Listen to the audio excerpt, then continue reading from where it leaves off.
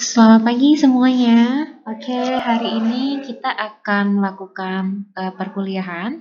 Jadi untuk pagi ini atau sore ini kita akan melakukan perkuliahan botani farmasi ya. Ini untuk pertemuan yang kedua. Jadi untuk pertemuan kedua ini sebenarnya masih ke pendahuluan untuk botani farmasi. Jadi di sini saya akan menjelaskan beberapa tentang masalah botani farmasi. Kita masuk saja ke slide-nya. Ya, pendahuluannya itu adalah saya akan menjelaskan tentang apa sih sebenarnya botani farmasi, kemudian apa itu botani, apa itu morfologi, fisiologi, dan anatomi. Seperti yang kemarin saya sudah beritahukan ke adik-adik ya, untuk botani itu sendiri adalah ilmu yang mempelajari tentang dunia tumbuhan. Nah, dari arah mana yang akan kita pelajari di botani ini, yaitu tentang morfologi, fisiologi, klasifikasi, dan manfaatnya bagi manusia. Pengertian morfologi itu sendiri adalah bagian luar. Jadi nanti kita akan mempelajari tentang bagian luar dari tumbuhan, dari struktur daunnya, batangnya, kemudian akarnya, seperti itu.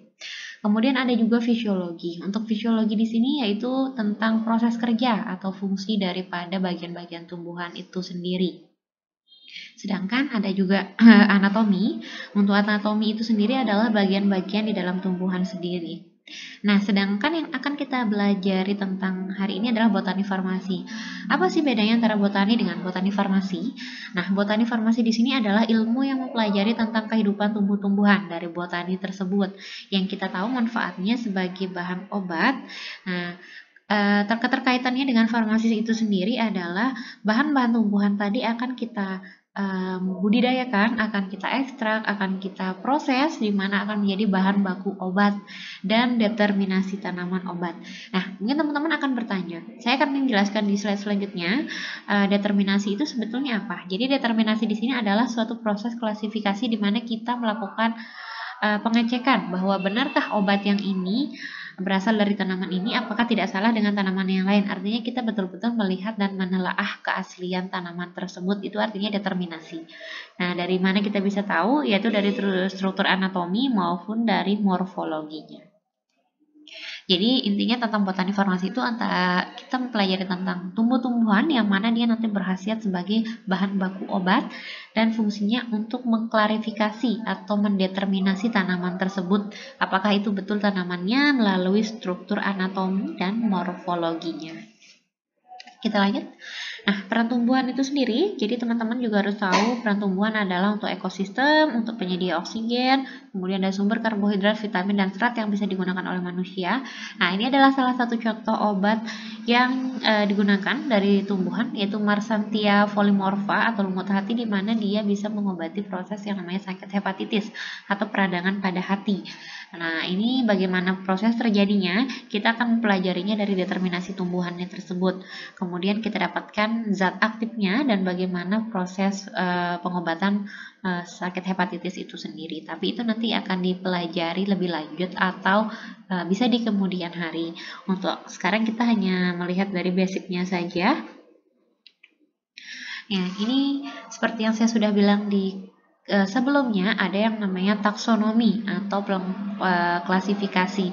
Nah, mungkin adik-adik sudah pernah ya di SMA ada taksonomi atau ilmu yang mempelajari tentang klasifikasi makhluk hidup. Jadi ada takson.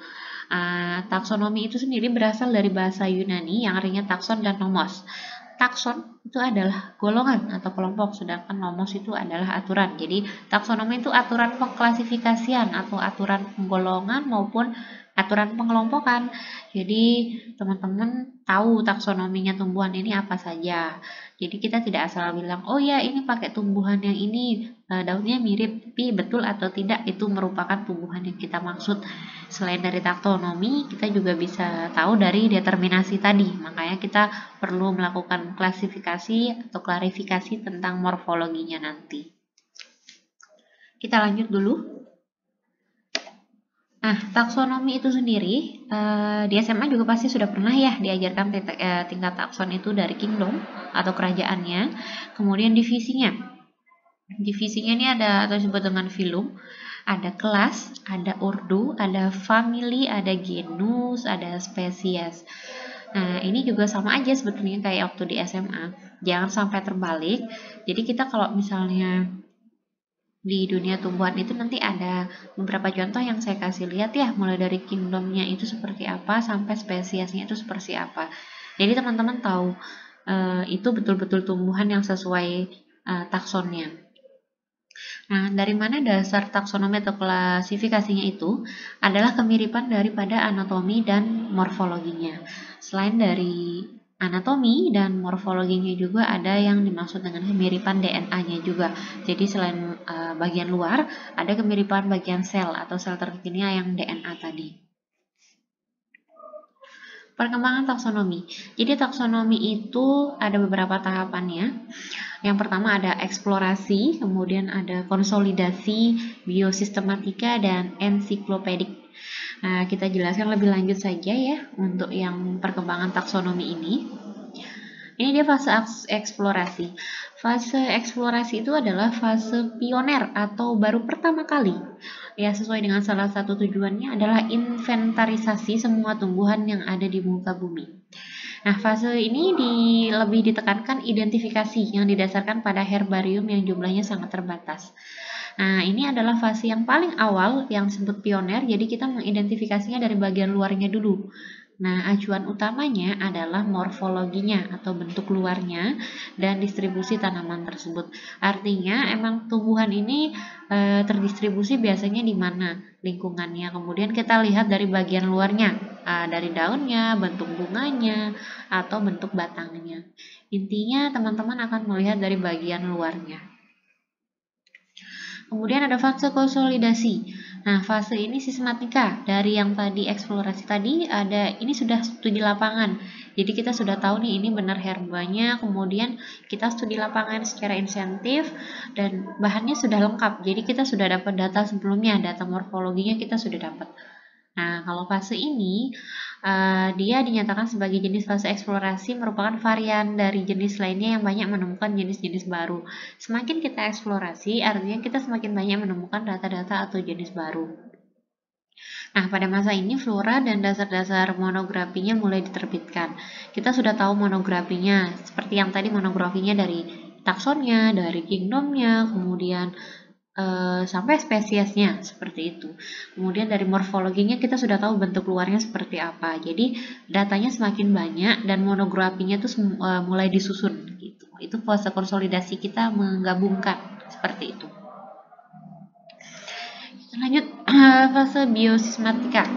Fase ini fase eksperimental, artinya fasenya ini sudah mulai dikelompok-kelompokkan. Pengetahuan terhadap tumbuhan itu bukan hanya distribusi geografis ya, tapi juga tingkatan yang lebih luas. Nah, ini ada kromosom. Jadi, selain morfologi, ada yang jumlah kromosom.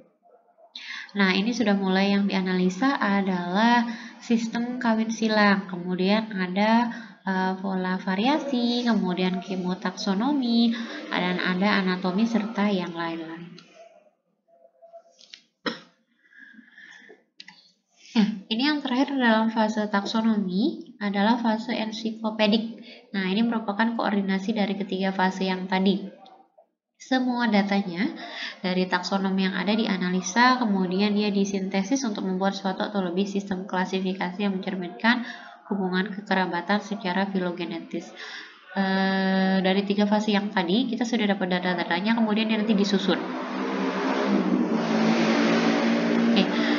Fase ensiklopedik ini artinya kita sudah mulai membuat klasifikasi kekerabatannya atau lebih kemiripannya seperti itu. Nah, perkembangan taksonomis ini menurut Turil taksonomi itu menjadi dibagi dua fase yang menunjukkan kesinambungan antara satu fase ke fase lain. Ada yang eksplorasi sama konsolidasi. Nah, di taksonomi Omega itu ada yang namanya ensiklopedik.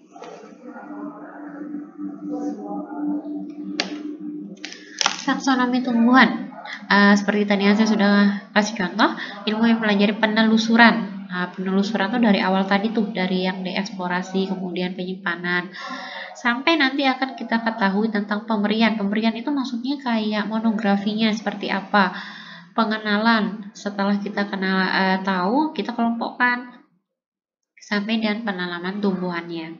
Jadi komponen dasar taksonomi itu ada 4. identifikasi dulu, kemudian kita deskripsikan, habis itu kita kasih tata nama dan kita klasifikasikan.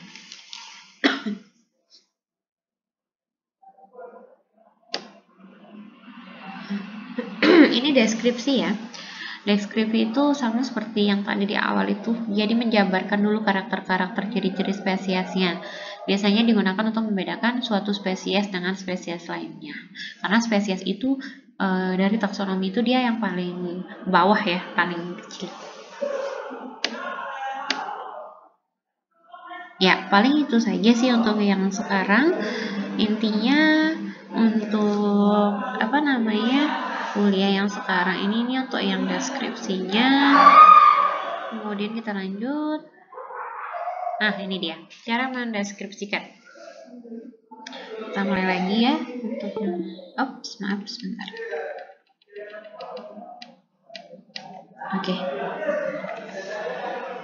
Ini cara mendeskripsikan yaitu dapat melihat sifat dari tumbuhan tersebut sebagai pertanda yang mengacu pada bentuk strukturnya. Jadi dari morfologinya dulu. Oke, mohon maaf teman-teman. Jadi bentuk daunnya, kemudian tata letak daunnya, intinya dari bentuk luarnya seperti itu. Kemudian ciri dari tumbuhan tersebut sebagai pertanda mengacu pada bagian yang dapat dibobot. Nah, ini cara mendeskripsikannya juga dari jumlah dan ukurannya. Identifikasi itu sama kayak determinasi tadi ya. Jadi kita mengidentifikasi suatu spesies sehingga kita betul-betul mendapatkan nama yang benar, tempat yang tepat, serta sistem klasifikasinya. Fungsinya agar intinya tuh kalau kita nyari suatu tumbuhan itu betul tumbuhan yang kita maksud. Takutnya ada kemiripan dengan jenis dan spesies lain, ternyata itu bukan tumbuhan yang kita maksud. Makanya kita betul-betul tahu identifikasi ini betul tumbuhan yang bisa kita gunakan. Nah, tujuan identifikasi itu memberikan nama pada tumbuhan sesuai dengan urutan karakter secara lengkap dan penempatan yang tepat dalam sistem klasifikasi.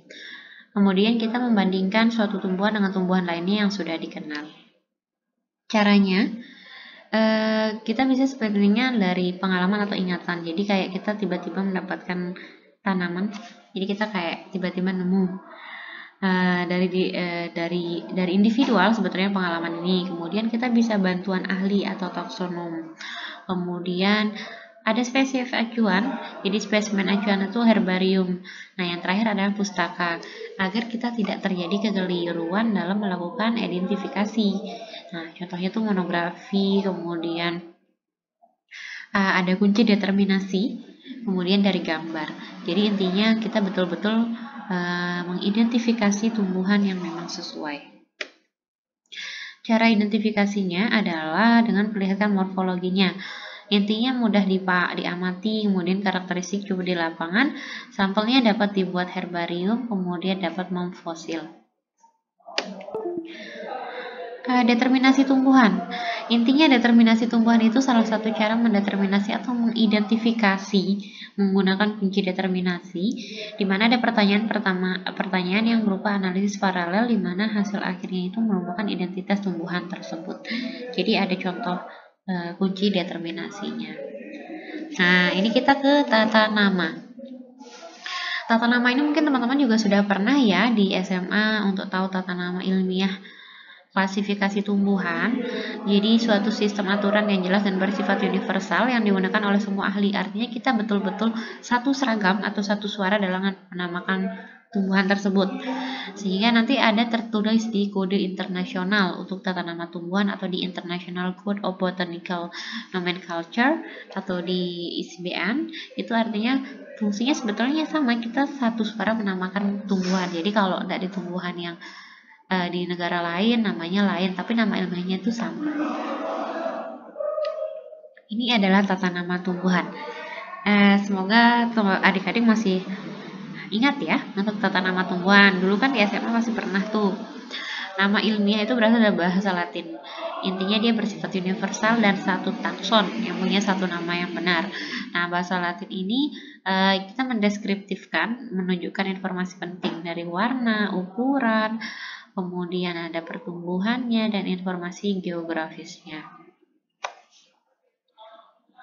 Nah, ini tata nama tumbuhan. Nama ilmiah itu mengacu pada kode internasional tata nama tumbuhan atau International Code of Botanical Nomenclature. Kemudian ada nama ilmiahnya, ada binomial nomenclature, kemudian ada komposisi nama ilmiahnya.